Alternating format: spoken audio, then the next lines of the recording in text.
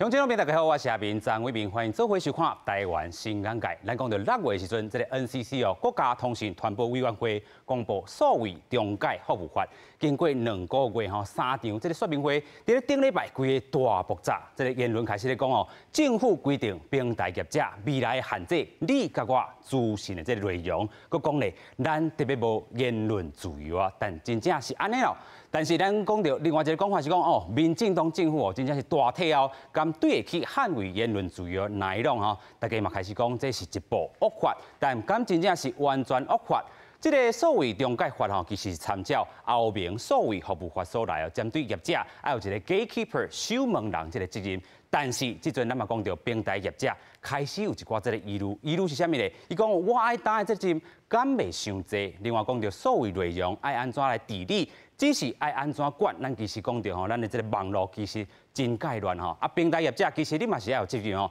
数位中介草案这安怎来修改 ？NCC 安怎通好来处理这项真正这热扑扑的这个代志透过今日节目，咱好好来对话。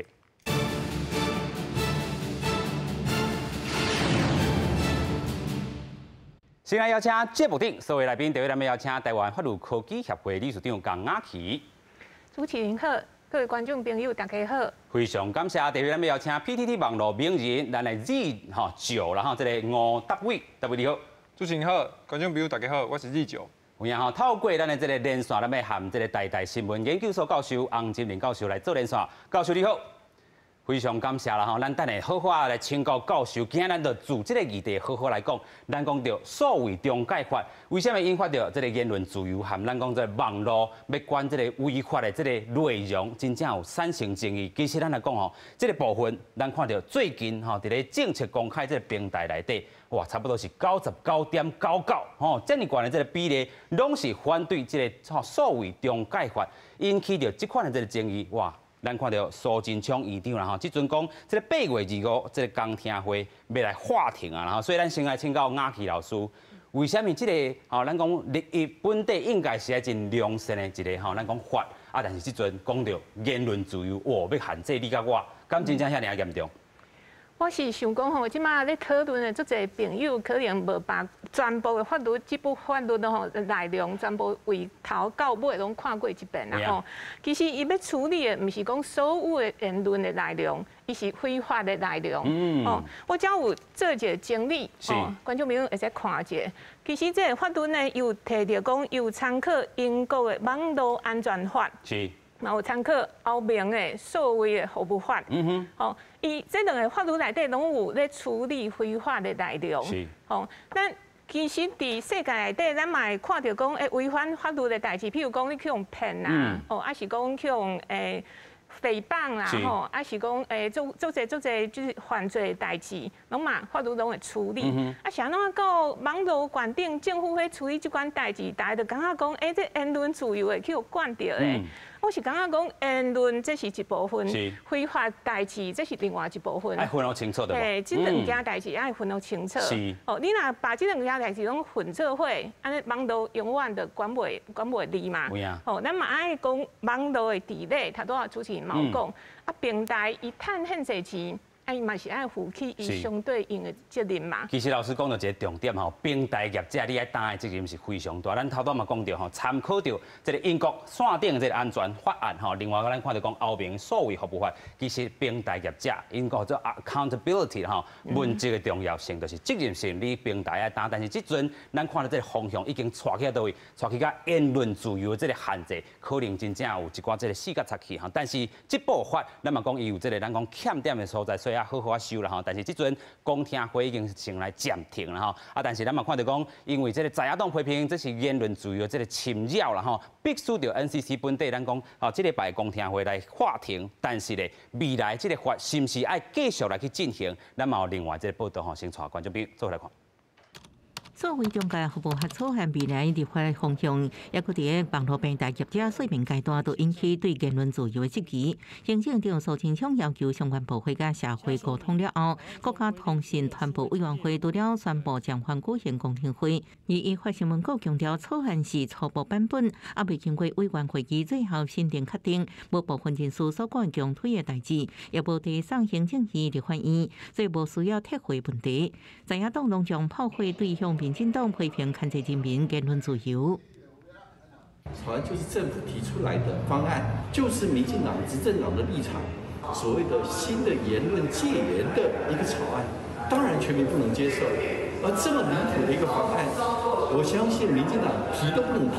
而提了就表示这个政党是真的是民主倒退，意图用数位中介服务法钳制人民言论自由，涵盖人性尊严、国家安全、仇恨或歧视的规范，却都没有明确定义出标准哦，给予行政机关无限扩张认定的权利。面对在野党批评，有参加立法院交通委员会民进党团会强调 ，NCC 是独立机关，依法独立行使职权，未来希望各界讨论应注重视。NCC 本身就是一个独立的一个机关哦，那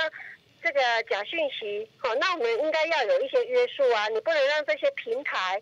去赚取广告，或者是说他们有一些利益，可是他们完全不负责。我想这个也不是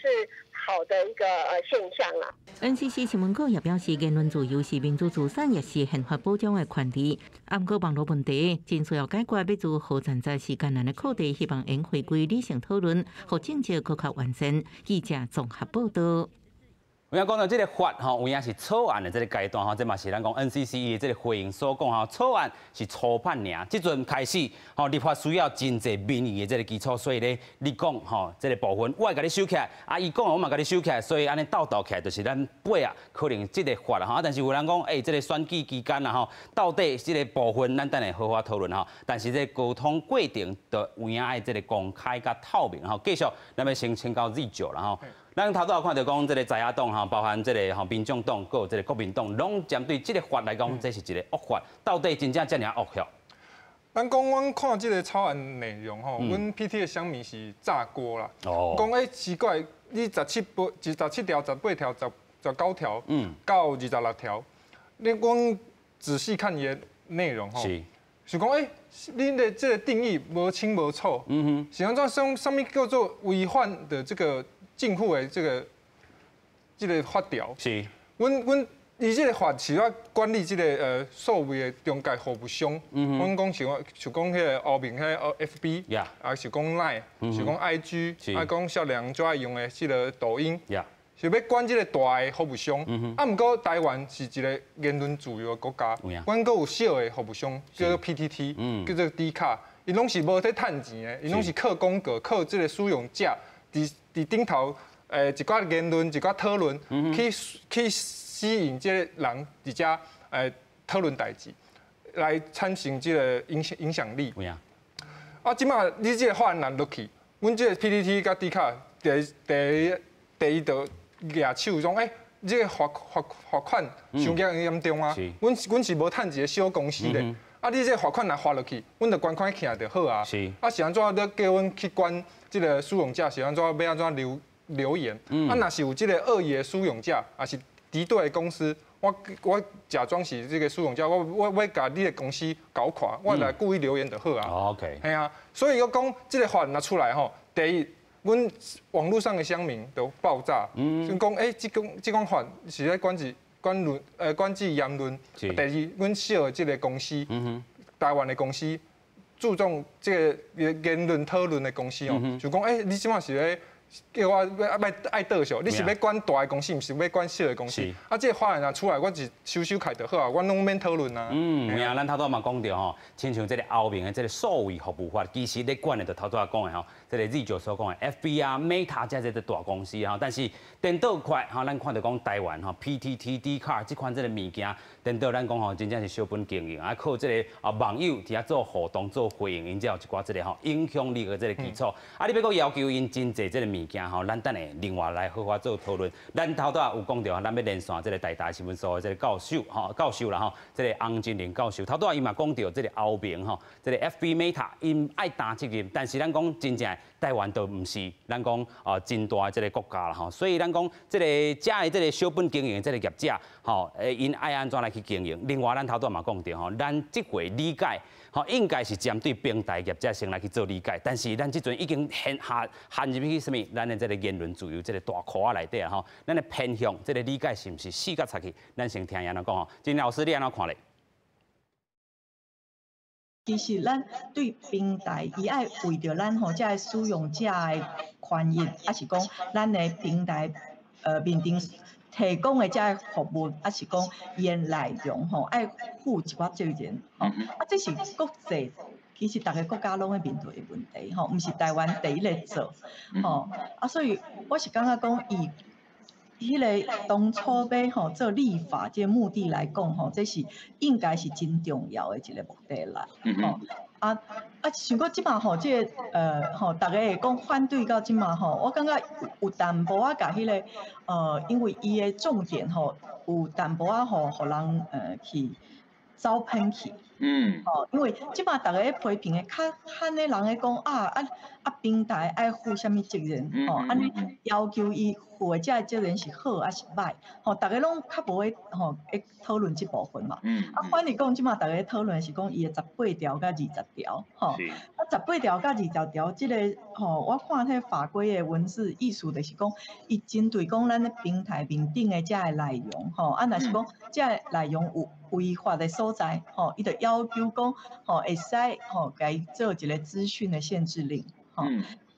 嘛有要求讲会使甲伊加注警语另外一个重点就是讲伊嘛要求法院爱伫咧这个必要的时间内底去做处理这个规定确实就是即马我看到的大部分的意见大家拢会批评的所在啦基本上当然这是有真侪需要讨论会使个改善的所在我基本立场啦因为阮拢会看讲，比如讲国际之间大家立法的趋势我是感觉讲可能咱即马对数位中介服务法立法的迄个范围甲目的爱甲民众讲沟通更较清楚主要是讲咱是希望讲这影响力真大的这个平台，大家拢会使好好去负责任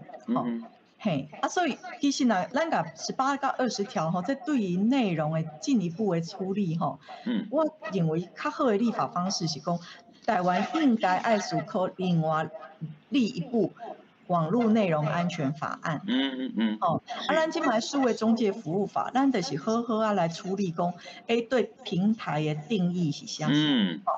平台伊应该。咱看到讲，这个法其实伊要界定的这个物件包山包海，所以引发着遮尔侪这个争议。头拄啊老师有介绍过咱即阵是毋是甲这个数位中介服务法针对平台好好甲处理？另外咧，咱讲网络内容这个安全法的这部分好好处理两条部分来好好处理，都袂有亲像即款的死角差的问题。所以咱搁一届来去回顾一下数位中介服务法这个草案内底，其实咱搁有另外一寡这个争议，就是讲你要一寡这个资料这个调取，甚至咧你要要求这个咱讲这个平台业者你搁有一寡这个资讯的这个限制令是咱讲相关机关要互业者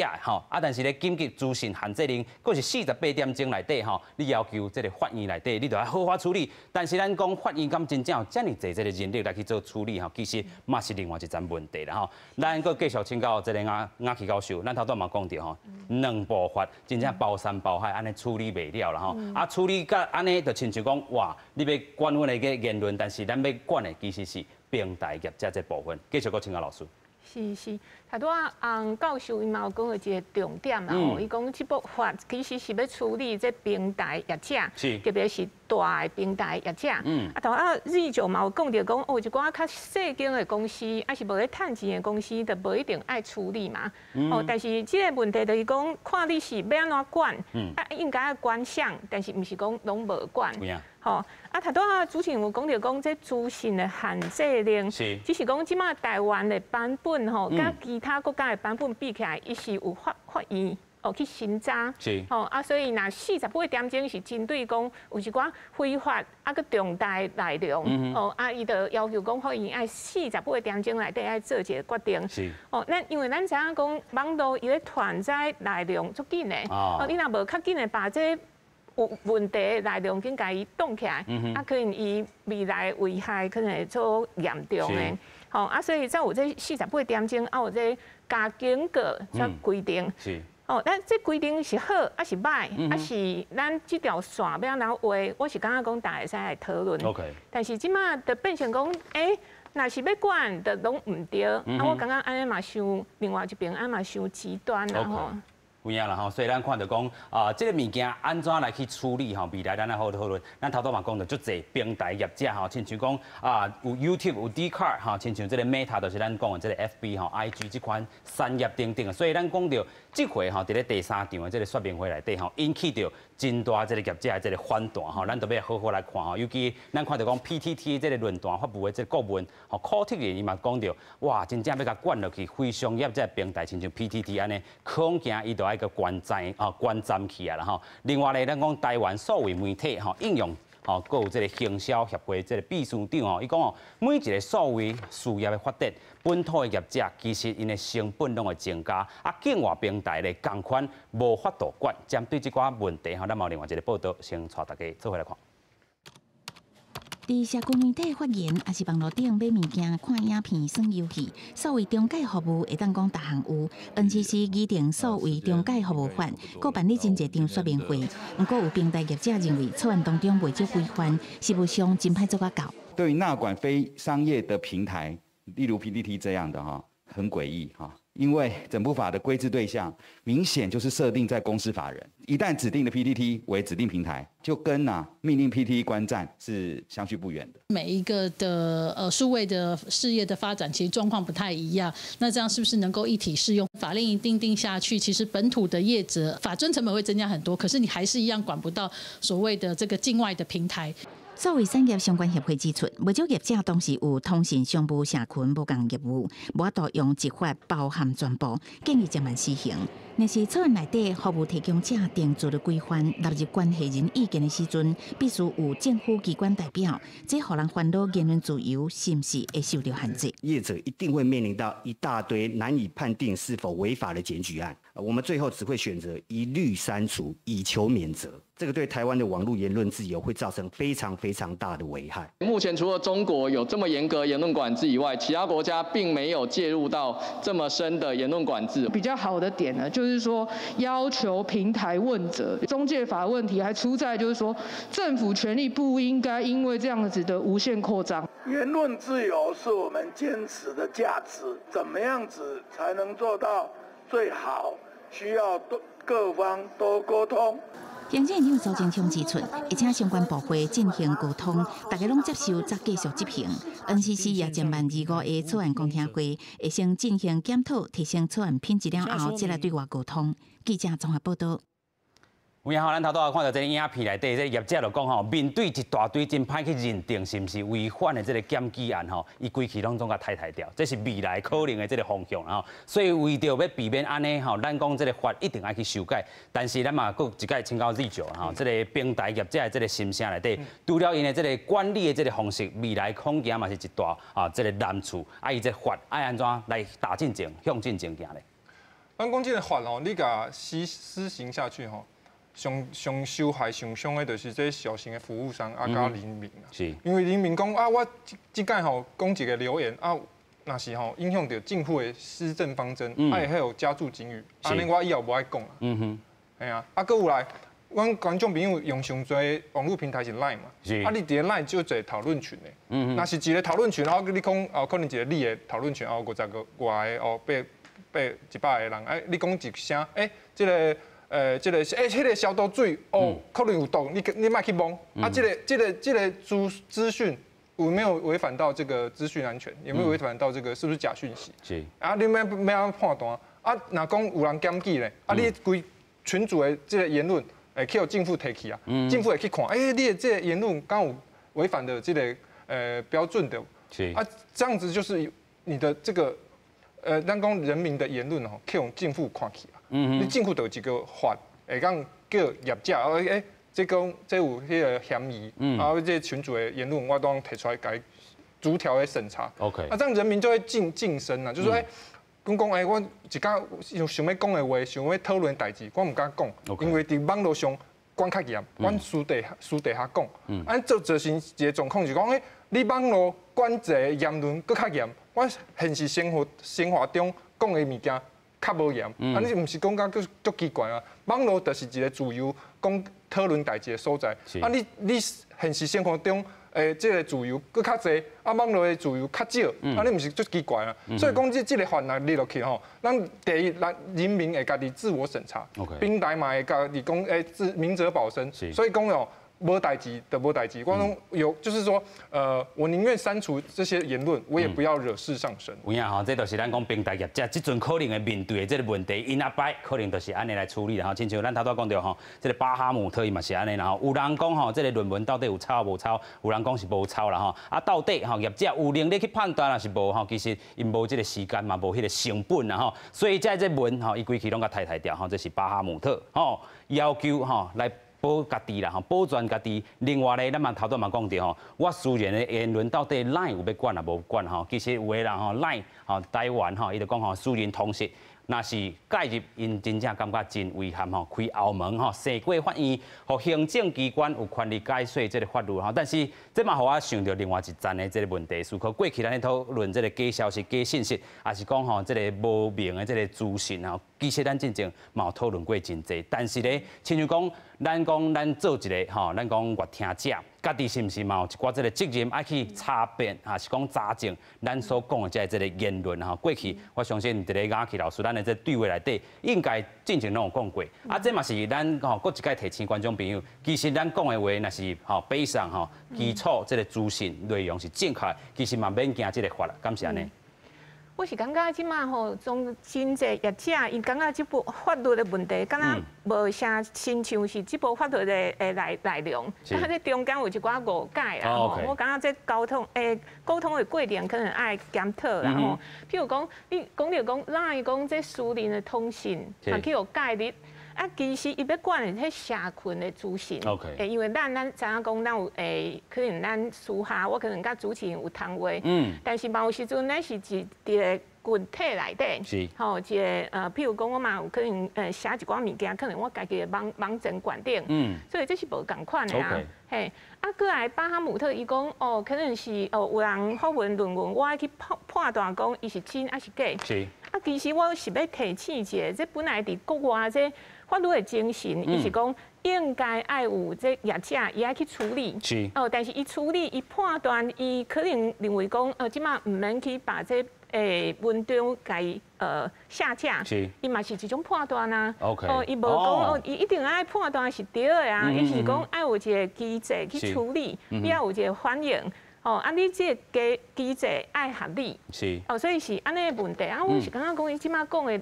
可能有一寡无啥甲即个法律的精神吼，无一定完全的共款啊。有影啦吼，所以咱讲到这个可能业者，还是讲政府的沟通，其实也有一段距离吼。业者接收到的这个物件，还是讲民众接收到的，其实差真远吼。所以这是未来 NCC 你要推行吼，这个法案还是草案的这个部分，真正好好啊，另外一站思考吼。当然，咱头拄嘛有讲到吼，这个欧洲联盟啦吼，伊讲这个咱讲用伊的这个一成要去做咱这个一成的这个人口，讲到是啥物？咱讲吼230万这个坎啦吼，但是咧咱讲到台湾2300多万人吼，一成就是230万，伊即阵讲吼，你就是指定吼真重要这个吼提供者，所以你爱另外。负起担起着一寡这个责任甲义务咯，但是国外这政策完全无共款，欧洲联盟咱袂当完全甲超过来吼，所以咱即阵过来请教这个台新闻所教授洪教授啦吼，咱看到讲国外业者吼，咱讲到真正可能要趁咱的这个钱，咱嘛吼，互咱的这个其他台湾的这个业者，因的成本变悬，你甲要求互伊变悬吼，但是其实这个资讯业者吼，其实因嘛是介重要，责任嘛是真重要，但是咱的这个法其实也有一寡距离。老师你安怎看咧？其实当然啊，这对业者来讲，就是伊个成本的问题嘛。我感觉一个是安尼啦，就是讲咱业者的成本，咱来思考的就是这是一个部分。另外是讲咱所有的这个 users，大家权利的问题嘛，当然嘛，佫有讲，是毋是会无小心的去侵犯到像公共利益还是言论自由我是感觉整体来讲，这拢是爱一起考虑的。咱即马讲，咱可能有一个较小型的平台，因为有即个疑虑讲，我若超过200万，想讲我佫无查讲 Meta 因遮大我是毋是责任的即个分担会使较稍微少一点。我感觉这本来就是会使沟通因为我拄仔想要甲大家讲欧盟的即个数位服务法用意就是讲，确实啦伊的基本立场讲，你影响力越大，你市场越大，业者你的责任就爱较大，所以你的包括你的服务、你的广告的推播、你对消费者的资料的掌握，其实伊到迄最大型的平台，欧盟还要求说你这个平台的资料，你要适度的跟主管机关、跟研究者要可以分享。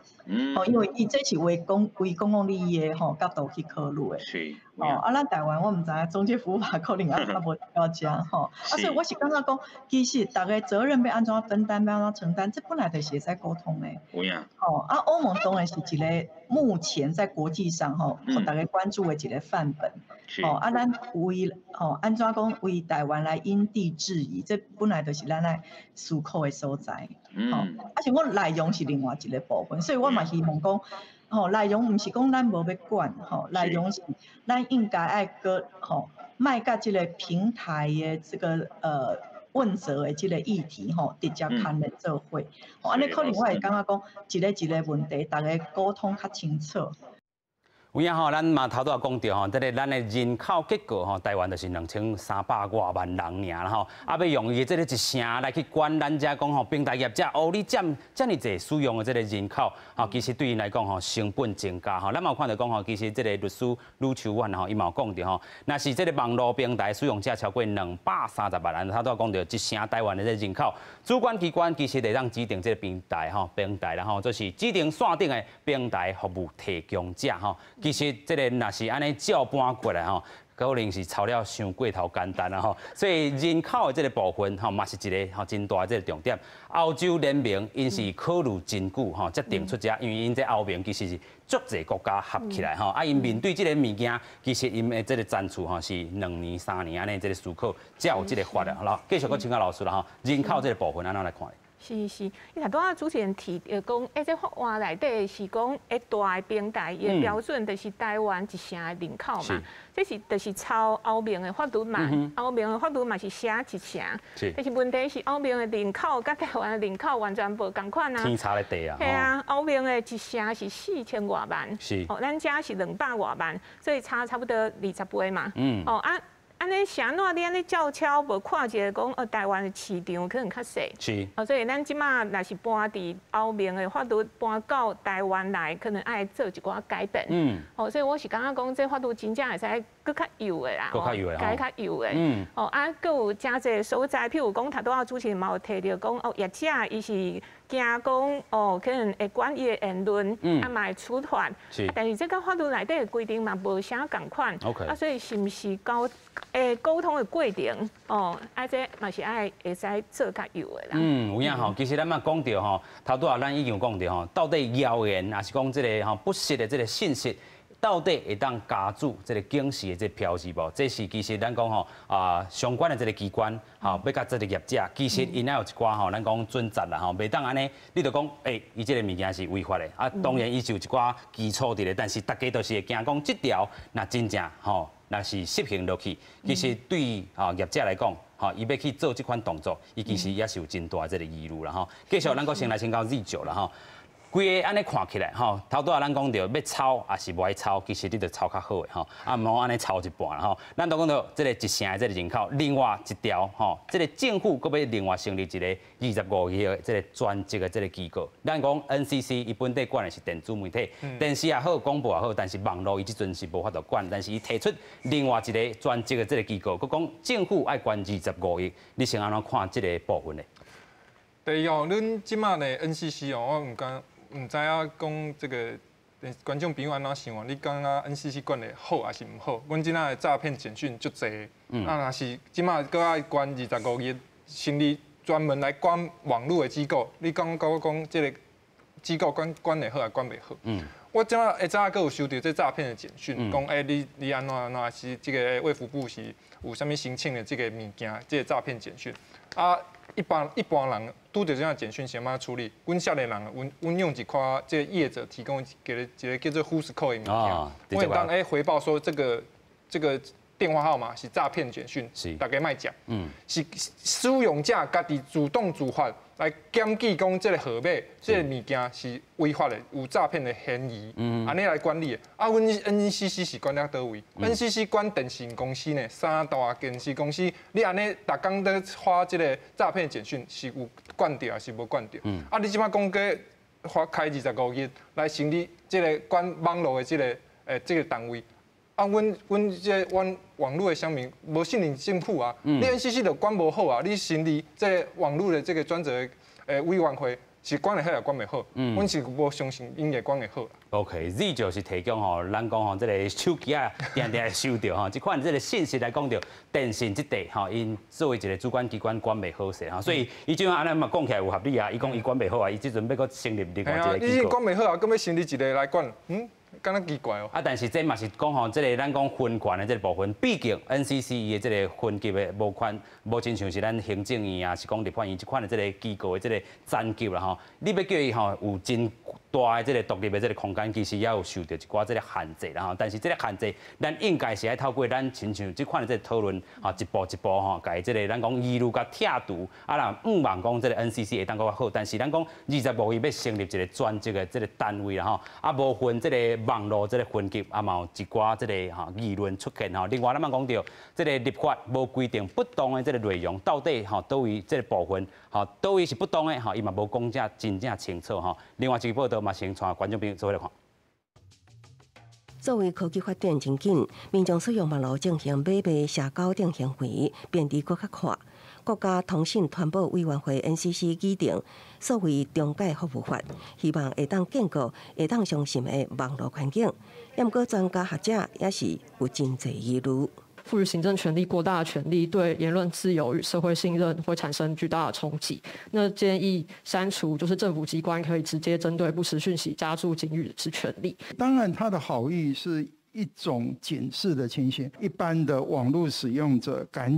所感受到的情形是怎样？这样到底符不符合所谓的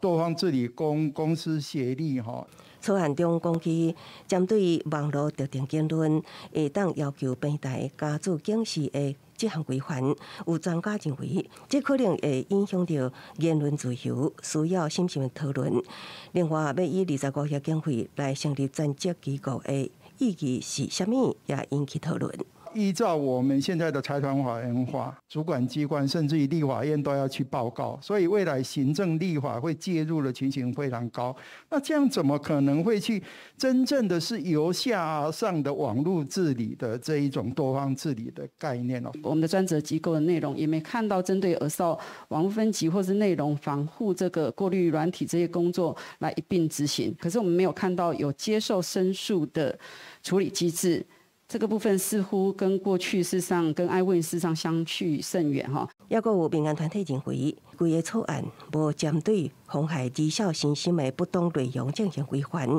恐惊会疏忽网络对儿少造成的潜在威胁。记者综合报道。是啦吼，讲到这个 NCC 作为一个独立机关吼，伫咧我读大学的时阵吼，读这个传播科技啦吼，啊尾手嘛是读这个新闻所吼，所以咱讲期待讲要做有一寡 NCC 有一寡这个作为吼，迄当阵嘛是真正有期待。但是咱讲到迄当阵会当管的吼，亲像咱头拄讲的电信也好，还是讲电视广播也好吼，但是即阵咱讲网络真正发展了有够紧的紧吼，所以一定爱管。但是伊作为一个独立的这个机关 ，NCC 即阵讲吼，另外一个专职机构来去做。其实嘛是有影啦，应该是爱打这个方向去，但是这阵互批评上大的这个疑虑是讲吼 ，NCC 你已经过去有一寡这个记录有另外一派的人因为这个意识形态，就认为讲伊已经是变做是民进党，还是讲这个执政党这款这个认定的这个机构甲机关无法度超然独立去执行伊的权利，但是伊其实是委员会这个性质，应该来讲，其实委员内底因拢是有自由自由这个判断的这个方式。老师你安怎看咧？咱知影即马 NCC 伊的委员是安怎选的？就是讲行政院选出来了后，伊是袂使讲行政院讲我要选这个人，伊就会使决定。是。伊爱通过立法院的考验啦所以你听讲 NCC 管了好，做了好，做了歹，是管了歹，这其实国会嘛是有一定的责任啦。是。所以咱想要讲 NCC 是一个独立的机关。因为伊毋是讲行政院，我讲我要这个人，伊就会使选这个人伊会甲国会两个人爱合作。是。所以伊独立机关，伊其实是咱是要选专业有这边有了解的人。是。相信伊会使管得较好。头拄你就嘛有讲着讲，其实人民嘛是希望 NCC 有一寡代志，伊爱好好管啊。咱大家手机一直收到迄诈骗的这简讯，无人要管啊。是。所以你又搁期待伊有一寡代志伊爱管。即马就是咱会使来好好讨论讲，伊管了安怎管，再管了好，管了较好。毋是讲即马一开始就讲虾米拢无爱管，是你要甲我管，就是我的言论自由。是。就毋免搁讨论落去啊。有影啦所以咱讲到这个 NCC 作为一个独立机关伊其实伊的大这个责任非常大咱讲。这三大权利拢落伫伊的这个手头，其实伊的这个权责真正要甲方方面面甲执行落去，其实是有难度。但是就是因为有难度，咱才好好来讨论安怎互伊搁较好啦另外，咱要过来请教这个台教授洪金玲教授咱头拄也讲到 NCC 作为这个独立机关，咱头拄也讲到，伊行政院选出来了后，其实还搁经过立法院检定的定数啦面对这款的这个咱讲已经有这个 NCC 的经历啊，未来若是有这款专职机构，伊搁爱担什么责任？咱继续请教金玲教授，请。我对这点我有几个思考啦是。第一个是讲咱即马针对网络，不管是平台还是网络内容咱的法律的介入，还是讲用自律还是他律的方式处理，这是一个全新的政策。这其实国际大家拢要面对这全新的政策，这是爱上位告一个咱即马政府。他要不要好好面对这个议题？比如讲，咱的数位发展部嘛，咱8月底就正式成立。数位发展部作为一个咱数位经济啊、数位时代的一个很重要的我记得唐凤政委讲，伊这是加速器啊，要踩油门。NCC 的变成讲，你是一个网络环境你的一个监理者。因为这部会的分工，还是讲咱的大的政策要怎做，这其实不是任何一个单一部会伊会使去自己独立完成了。所以我刚刚讲从这个角度来讲 ，NCC 这几个独立机关，是讲伊的权责范围内底，伊的决策，伊家己爱用委员会的专业自主来做决定。是讲非常大的政策方向，这本来就是这个执政者。这个部会之间都要先有非常好的跨部会的沟通。我的思考是安尼。当然啦，你讲这届我是感觉既然争议很大，可是又这么重要的议题，它就是继续沟通。应该不是停止沟通，应该要更积极、更密集的去跟各界沟通。了解大家的疑虑，咱这疑虑，若是讲咱会使修正。就请 NCC 回去再修正。有影当然，这个所谓中介服务法当然爱继续来去好好做修正NCC 嘛爱继续沟通，咱头拄讲，甲民众的距离差伤济，甲业者的距离差伤济啦头拄咱的这个洪金玲教授伊嘛讲到一个重点伊讲咱的这个8月底，这个东方的这个数位发展部嘛要来产生但是咱讲到管物件要交可能是未来这个机构但是数位经济这个发展部啦可能是发展这个数位经济这个部分老师，咱看因这两个，咱头拄嘛讲到下部会这个合作非常重要。有人讲这个文化部可能嘛是一个咱讲这个法的争议的一个相关单位啦所以规个部门其实拢爱有一寡这个对话伫咧。是。头拄仔主持人有讲到讲数位发展部部长唐凤啊，有讲过一句话，伊讲未来这个部分呢，就是要让迄油门呐，油门打油门，吹落去哈，要甲伊吹落去。啊，你若要管的代志，迄是拿刹车啊，迄两个无共款啊，打洞啊，所以打洞啊的代志可能还是爱回到这 NCC 这部法啦。是。啊，发展部伊是咧管讲，咱可能是爱安那好啊发展，伊较无爱插这管理的代志。啊，头拄仔主持人是有讲到讲，这若是要另外摕25亿，摕出来，佮摕一个专责的机构。我是感觉讲，咱若好啊，把 NCC 要管的代志，若设计好，应该是即马就会使好啊管。应该就会当管啦。应该就会当管啦。咱但是咱嘛爱该支持啦，人民沟通好啊沟通，嘛爱该支持，无伊即马可能就惊去用骂啦。是。有影啦吼，所以咱讲到吼，这个到底这部法其实嘛是在打进程。有人讲吼，这个选举时啊吼，这个也无100天啊吼，所以即阵哇，这个行政院长我家己嘛先打动啊啦吼。但是这款的这个讲法是毋是这个选举的考量？这部法其实利益应该是好的，只是讲你要安怎管，你袂当讲吼限制到吼其他人吼所要求的这个言论自由的这个部分吼。咱先来看到讲吼，这个无共党的这个部分吼，尤其咱先来看到 PTT 的这创办人，伊其实针对这个法，感觉讲地理的重要性。伫遮，咱会当好好来看到，但是伊是一个起点，吼，毋是吼，这个上尾啊，这个重点吼。但是真侪人都开始骂这个 PTT 你哪会即款的这个讲法？咱先来请教立九啦，头拄来你嘛是同意讲立法的用意是好的，但是咱讲安怎来好好讨论，吼，这部法更较好啦，吼。你安怎看？吼，这个杜义景伊安怎讲？但是去哦，这伊面册也是讲伊讲话嘛是去用洗甲无一地是安尼。伊当然，这个创办人是徛伫咧较悬的这个所在底看这个市场啊，甲台湾的未来啦。是。啊，毋过阮使用者吼，阮乡民啊，咱讲 PTT 其实吼，即马已经20-30年的这个历史啊。PTT 自构以来，就到目前为止拢是网络治理，咱家己管家己，阮家己选家己的版主。家己管家己的版。20-30年来拢是安尼个管的，阮家己管家己，阮相信使用者选出来物件，定出来条款，会当管理这个数位内容，这是阮小的这个网络公司，阮的言论自由，阮台湾所骄傲的地方。OK。毋过针对这个大的，想讲Meta，想讲这个抖音，可能 IG，可能 YouTube，阮要管的是这个大公司，阮爱分开。若是这个大公司，即马政府的会当做的代志，就是叫这个 FB 来台湾设专职的公司。我若是有问题，我一交有一个窗口，我叫恁公司，你这个 FB 上面有诈骗的讯息，你给我处理一下，应该是安尼。毋是讲这个法律立落去，阮 FB 的公司我都无爱来啊。你的法律了嘛无啥路用啊。你管袂到国外的公司，你管袂到抖音，你管袂到微信，哪可能管会到？还有 Google 咧，还有足侪的公司，管还有网络的储存公司，可能是 Apple， 可能是 Dropbox， 咱足侪在用的物件，这些公司拢无伫台湾有这个分公司，或者是这个单位在这边。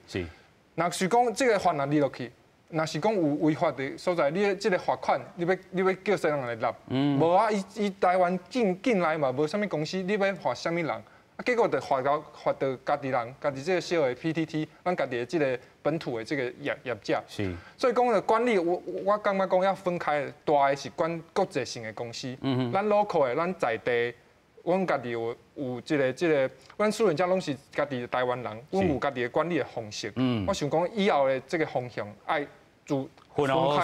好势，安尼才对啦。有影咱头拄嘛讲到吼，这个雅琪老师吼，你有迄个手办内底有讲到吼，英国这个草案内底吼，其实因有管吼，咱讲 Meta 吼，其实因是这个境外公司吼，尤其是美国的这个公司，后面嘛是针对遮吼，这个公司 Meta、IG 等等遮，要下面做一个控刑吼，但是其实就他们说这个Z9所讲的。真正咱台湾真正拢啥物拢管袂着，咱自这个英国的这个草案和后面的草案，佮有咱的这个草案，到底吼针对境外这个吼咱讲公司要安怎管呢？还是真正拢管无？其实咱会使看一寡，我有整理迄英国甲欧盟伊的法律吼，伊遮有一个专有名词叫长臂管辖，就是我手伸足长的，伸足长的吼。只是伊的公司无伫台湾，无伫英国，无伫欧盟，但是伊的服务咱遮的使用者用会着，啊，我就会使管。OK，这就是手伸足长的，所以英国有，欧盟有，台湾即马可能咱搁咧讨论啦吼。其实，我是感觉讲这是一个国际趋势啦哦。伊若是无管这国内使用者有用到这服务，其实刚刚头拄志总嘛有讲过，台湾的人民使用上济平台业者，都是国外业者嘛。所以这若管袂着，安尼管国内的公司可能就较无意义嘛。所以。这立法进前，嘛会使主管机关嘛会使甲这大间的国际平台业者，嘛会使先沟通者，看是要安怎管，是两边有一寡合作的机制，来管这假资讯，是这非法的内容，应该有一个机制去处理。是，有影啦吼，咱讲到这个机制是毋是安怎建立？尤其千万唔通亲像头拄志就讲的吼，你要管吼真济但是。结果伤害是咱家己人，吼，所以咱未来吼，尤其头拄老师讲的，这个长臂管辖吼，就剩甲足长的但是结果咱管有管无，这是未来咱来去观察的吼。另外咱嘛讲到吼，这个咱这个有真济物件爱好好来去处理的，亲像咱头拄一开始的时阵嘛，甲观众朋友讲吼，这个一般定数也好，紧急定数也好，还有加注警示的这个定数也好，其实拢是即届真济遗漏的这个部分老师有安怎建议互因无？其实咱会使看到讲，即张表格内底咱看英国甲欧盟伊的处理的方式，伊是要求在平台业者，伊是爱建立一个机制。譬如讲，咱看到英国遐业者的责任，伊是爱做一寡合理的行为，来防止这内容产生的危险。看欧盟呢，伊是业者呢，伊要有一个回应。若是有人讲这决定在。假有非法的内容，伊就是爱做一个回应。唔管伊感觉是非法的内容，伊要甲伊删除，还是讲伊感觉讲这唔是啊，这唔是，所以我无要做虾米处理，伊拢爱有一个回应。搁爱建立一个机制，安怎讲对使用者友善的机制咧，就是讲，譬如讲，咱即马有时阵看到迄网络管理的广告，你想要把迄广告关起来时阵，你找不到迄个小小的叉。伊甲你暗砍甲足好势啦，就是互你找无就对安尼啦你按乌白时拢会看到广告，安尼就叫做对使用者不友善啦。所以伊爱要求业者，伊就爱互使用者友善的机制，好用啦。是。爱好用啦吼，所以咱看到讲吼，其实伫咧英国也好，欧盟也好其实因咧规范的其实咱头拄讲到，这大公司啦爱互这个使用者好用其实咱讲业者这个责任嘛爱带真重，尤其你讲业者应该就要采取到合理这个措施降低防止即寡可能有危险的这个内容来产生啦其实这个日照一开始也未上节目的时阵有先讲到其实。咱的这一寡物件，其实有一寡这个法律应该是会当管但是为着要吼这个网络的物件较健全的，其实这部法嘛是要来杀进前。其实有啥物法已经会当管但是也即阵咱嘛是要有另外一部法来去管的。头我讲违法甲重大这假讯息会当管的，即码阮要管理的第一，这色情的物件；第二，这个个人的物件。这两个。资讯的内容，起码弄有法来当管，社会秩序维护法、跟个人法，弄会当管理你为着这个大众的这个假讯息，还有其他小众的假讯息，你为了管理这个较细这个假讯息去立这个法就讲就是因小失大了。就是你起码已经有法来当管理主要的这个假讯息啦。你搁去立一个更大的法去管理一个较细的物件。才会引起到这个民怨四起啦。所以是不是这个问题本身就是讲这个内容真正含这个咱讲平台业者迄个 accountability 要分得真清楚安尼，是安尼。就大的业者甲小的业者，你要分清楚，这是第一点。第二点，你的讯息的状况，你嘛要分得很清楚。第一，较重要是讲的法啦，这个色情的图片这种法。咱优先处理，其他的阮卖管遐济，卖管遐济。咱是一个言论自由的国家嘛，你管伤济，这头两项明显是比较违法的东西。那其他的事项，比如说对一些政府的这个评论啊，或讲这些政府做得不好，像讲这款物件，较无影响到国安，较无影响到这个色情的物件，咱再来讨论。唔通讲这一关人啊，拢做伙来管安尼，袂当安尼啦。安尼人民会惊，这个政府，阮袂当讲真话，袂当伫网络上讨论物件。人民会惊啊，业者嘛会惊。我请教老师哈，美政府会恐因为这部法，若是安尼修落去，敢会影响咧？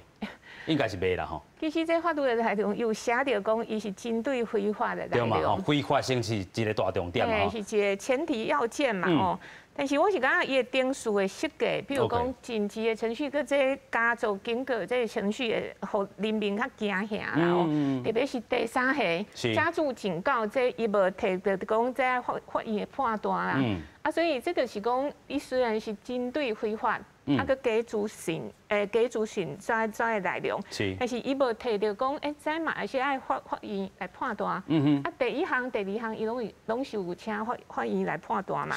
所以这第三项，我是感觉这第三项会使个修一下。修，老师你讲修一下，咱会当安怎改这个条文，吼，都甲改好好势咧。咱来照伊这条安尼甲改咧。比如讲，我是感觉讲，既然你这内容你无经过法院的判断，咱一般宪法内底就是讲行政、立法、司法三权的分裂嘛。所以你只无法院机关的判断，我是感觉这就会使规划这业者去自律。你爱互伊督促伊去建立一个机制。头拄仔之前嘛有讲啊，今仔其实即个平台伊拢有家己的条款，家己的管理。你主管机关的责任就是爱。确定讲伊这家己的管理是有好好爱管理，是爱监督啦，爱监督伊有是咧好好啊做，还是黑白做，还是根本拢无咧做。有影啦吼，讲到到底是毋是事实，还是讲伊是谣言吼？其实咱嘛有看到讲错方向吼，这个 PTT 嘛有，是讲其他的这个 Facebook 嘛有吼，其实错方向是真侪人咧做的这个代志吼，但是为着避免伫遮。错方向嘛有可能是真正的这个事实的这个信息，你带这个正面的这个方向，但是嘛有这个非法的信息，你要带去到另外一个方向去，所以这两个嘛是要分好清楚。继续我请教Rijo啦，若是讲到这个错方向，带无好的当然是无好嘛，但是带正面的这个信息是正确的，都未受到这个咱讲中介法、这个服务法的这个处理，但是定数其实是问题，但是就内容的这个部分，你安怎看错方向？那是不实的这个谣言的这个部分。咱讲错方向，一个文章吼，你讲200-300字吼，伊可能错方向的方式是讲，我7分真的，3分假。安尼你是要安怎判断？你想要处理？即马伫这个网络的平台，阮讨论的所在吼，阮的做法就是使用者家己去检举，检举了后，平台的业者来看，这个发文足侪人检举的，我来看嘛是。真的也是假，若是无啥物问题，伊判断的标准是用 AI 啦，主要是讲 AI 是讲有犯罪啊，再有个恐吓啊，甲一寡较严重的这个刑事责任的这个条款，若是无，伊就会 safe。你讲若是牵涉到这个政治，AI 无办法判断啦，这政治是政治正确还是政治错误？咱讲一个，宗教好了，我宣传讲，食菜是足好的。我若是讲我一个食肉的，我根据说，你这假讯息，这条讯息是要安怎处理？阮是要安怎处理啊？所以讲这个老师讲一个足好重点就是说，爱先违法。OK， 先违法，你再来加注这个警语。伊起码把加注警语放在所有的代志先进掏钱。我讲我这个主责机关说，你这个违法，你先爱加注讯息，我再来法院。48当今再来讨论，是真还是假？第一步这个加注这个警语，影响到咱人民甲平台业者说，安尼我会惊。当人民惊是这点。再来，你应该是讲条例是说为什么法？阮先处理为什么法？国安法是恐什么台南办会安怎这个色情的这个图片。这个法先放伫头前条例式的处理，咱这人民才会讲我网络上的这个言论，袂当违法这个法，安尼我会当就可以自由的再发挥，就是条列式的方式，就是说，互人民讲，什么法我袂当违反，我袂讲讲我伫这个网络上我要抬这个什么人，但是很明显是违反嘛。啊，这个就让人民知道说，你袂当伫网络上讲这物件，你要条列式的来处理，袂当讲一个盖锅式的说，你违法，我就爱办你。啊，为什么法足济啊？但是咱讲到这个法律基础本地就是伫迄边啊，所以伊无法度拢总方方面面甲伊涵盖伫内底。但是本地咱都有一寡这个刑法也好，还是讲这个民法，可能拢会受到一寡这个限制伫咧内底。你袂当违反着即款这个法律基础来讲我的这个言论内底可能是毋是有违法，啊，搁伫内底是毋是搁甲加注啦？是毋是？上尾请教老师啦。针对Z9的这个看法，你安怎回应？我是感觉讲，即马法草案内底3种定数，其实一般的定数，这是本来咱即马法律就有的。是。伊本来就违法嘛，本来违法的代志，你就会使去法院申请限制令，看法院要互你无啊？但是伊即马假是讲紧急，48点钟内底爱紧做一个决定，搁有这第3项警告。这无经过法院的判断，所以我感觉即马咱来讨论的是第2项甲第3项，这是新的一条线。咱是感觉这条线是有害言论自由，还是讲咱感觉即马网络的治理爱加强？譬如讲诈骗、邪情，这在做侪犯罪的代志，咱要管较严嘞。这2条是咱即马爱讨论的。所以我是感觉讲，今仔是一个真好的机会，来。讨论讲要安怎网络的治理，是，你嘛看到讲，这定数毋是讲逐项拢无好啊，有的定数本来就是即马就有的啊，是，有啊，所以就亲像老师所讲的，还有咱这个洪教授佫讲的这个Z9嘛有讲到，咱讲未来网络治理可能真正是一个起点，但是安怎把这个法修好势啦这是未来咱真正好好去做的啦另外咱嘛讲到这个网络一定爱这个内容嘛莫侵犯到所有这个言论自由，这是咱上大的这个愿望。今日非常感谢所有来宾，嘛感谢乡亲拢面试看，咱再会，感谢，多谢。